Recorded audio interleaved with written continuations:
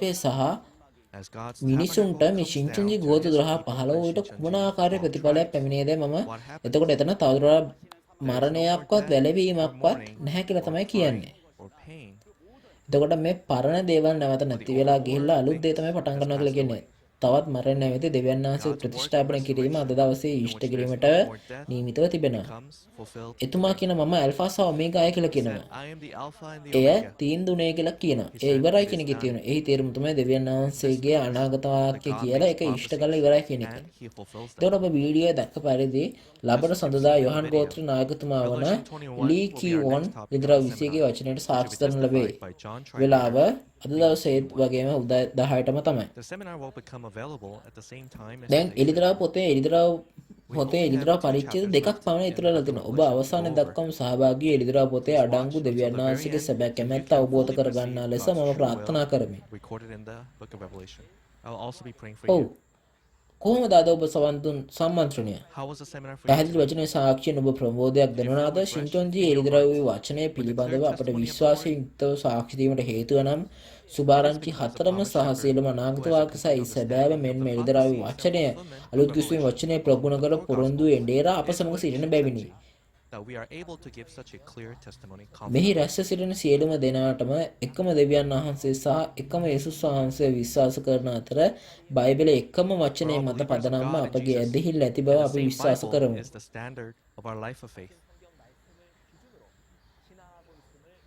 සින්චොන්ජී වචනය සඳහා ආශා කරන සියල්ලටම සෑමීටම සින්චොන්ජී විවෘත වේ. අද ඔබ ඇසූ එලිදරව් වචනයට අමතරව ඔබට තවත් අමතර ප්‍රශ්න හෝ විමසීමට තිබේ නම් යේසුස් වහන්සේ මේ සින්චොන්ජී යේසුස් ස්වභාව ඒ තිබෙනා වූ එක් ඉගැන්වීම් ගැන ප්‍රශ්න තිබේ නම් කරුණාකර තිරේ පෙන්ම ඇති එක් ගෝත්‍ර නියෝජිත අංකය අමතන්න. විශේෂයෙන්ම සින්චොන්ජී සමග අවබෝධතා ගිවිසුමට ඇති කිරීමට ඔබට අවශ්‍ය එඬේරෙකුට ඕනෑම අවස්ථාවක අප හා සම්බන්ධ වීමට හැක. අපි ඔබට සවිස්තරාත්මකව සහ කාරුණික මඟ පෙන්වීම ලබා දෙන්නෙමු. මුළු විශ්ව ගණමානෙම සත්‍ය වචන සමග ඒකාබද්ධ කිරීමට මෙම සම්බන්ධ ඉඩ සැලසීම ගැන මම දෙවියන් වහන්සේට ස්තුති හා පුද කිරීම සමගම මම අද එතනින් අවසන් කරමි. අපි දැන් ස්වාමීන්ගේ යාඥා සිදු කරමු. ස්වර්ගයේ වැඩසන ඔබගේ පියාණෙනි ඔබගේ නාමයට ගෞරව වේවා. ඔබගේ රාජ්‍යය වේවා. ඔබගේ කැමැත්ත ස්වර්ගයෙන් මෙන් පොළොවද කරනු ලැබේවා. අපගේ දවස්පොතා භෝජනය අපට අද දුන මෙනව. අපේ නායකාරයන්ට අප කමා කළාක් මෙන් අපේ නායත් අපට කමා කළ මෙනව. අප පරීක්ෂාවට නොපුනා නපුරාගෙන අප කලවුව මෙනව.